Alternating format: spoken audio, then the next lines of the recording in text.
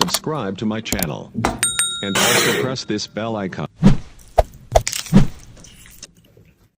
आहा हेर्नुहोस् त साथीहरू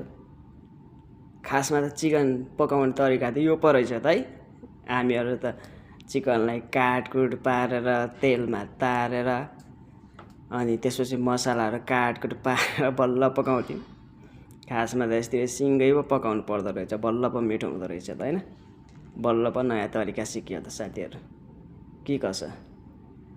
अब चाहिँ यस्तरी नै ट्राई गर्नुपर्छ है त साथीहरू